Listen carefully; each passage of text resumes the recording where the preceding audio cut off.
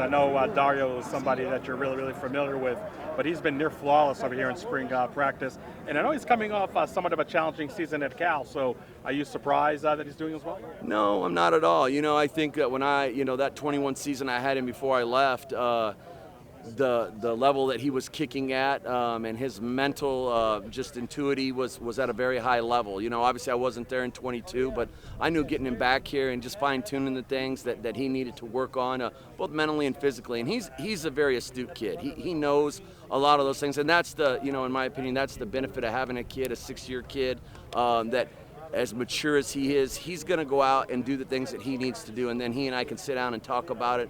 And it's more of a relationship as me having to coach him. Hey, you got to do X, Y, and Z. He knows X and Y. I might have to help him with Z. And so when you have a mature kid like that, those are the results that you expect. And how about punter Josh Carlson? Been a pretty seamless transition, him transferring? Yeah, you know what? Josh has been seamless. He's just a consummate pro. He comes out here and works every day, and I couldn't be more pleased with the production that he's gave us this spring.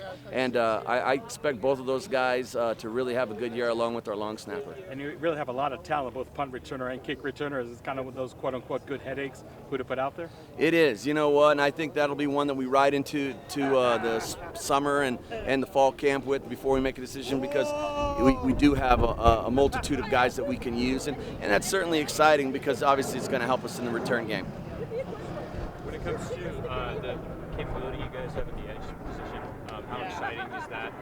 How much did you kind of see that play out during the spring? Yeah, as we were just talking about, those guys have come in here and really made a seamless transition in terms of togetherness and working with each other.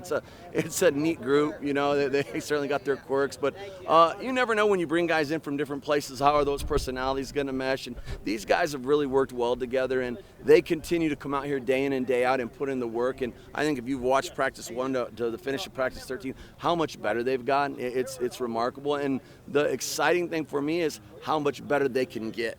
And I really think the sky's the limit for these guys, and they know that, and they want to be great. And so it's not just about coming out here and doing good things. It's about coming here, working on the little things to do great things. You guys have shifted some guys who were primarily interior guys to the edge to sort of exhaust that athleticism and capability. B.J. Green in particular played a lot of 3-tech last year.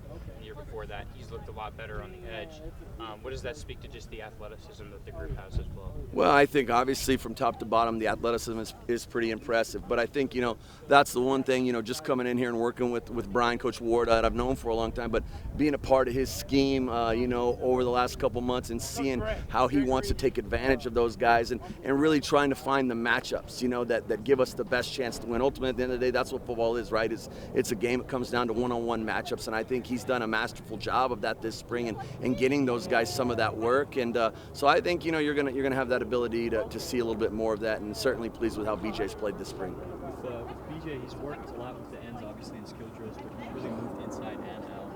How often, maybe on base downs, would we see him? Can we expect to see him inside? I think that's a question probably for later in the fall as we get more work, and obviously that'll be a game plan, who we're playing, what do they do schematically, how do we use him in the best situations that benefit us and put him in the best situation to win. So I think the one thing you can count on is you can count on him being in different positions for sure. With guys as talented as Clayton, Prince, BJ, Gary, is it maybe harder when they can sometimes get away with not doing some of that stuff and still? Yeah, I mean, for sure. I mean, but that's, obviously my job is I got to bring them back to that reality. And that's what I talk to them about all the time. It's like, if you want to be great, these are the little things that you have to continue to do. Because you may be good here and you may be good in the practice level. Does it transfer the game? We'll see. But, if you want to play at the highest level possible, you have to take those little things and you have to be masterful with them. Obviously just spring, but the return game, do you feel anybody's kind of separated themselves return-wise? I mean, I think, that there's a bevy of guys there. We haven't really, that's the whole thing in spring is we put that stuff on tape and you can see, but we're not going live. In the fall, we'll get into some situational stuff where, we'll go live into the fit, as I say, we'll tag off on the returner, and we'll get some more realistic looks of what that's going to look like with guys coming down, screaming, running full speed, and then we'll probably, at that point, make a concrete decision. The thing that I know the most and probably the best is that we do have a handful of guys at the return, punt return and kick return that I feel pretty good about athletically.